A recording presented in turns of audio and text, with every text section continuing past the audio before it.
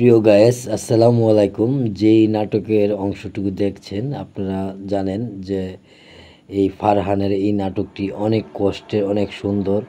সে এই মেয়েটিকে ভালোবেসে কিন্তু তার পা জড়িয়ে ধরেছিল, কিন্তু তার বাবা তাকে নিয়ে চলে গেল। তারপর থেকে সেই ফারহান যে নায়কটি এই নাটকের, সেই ফারহান আবার নষ্ট হয়ে যাওয়ার চিন্তা ভাবনা করে।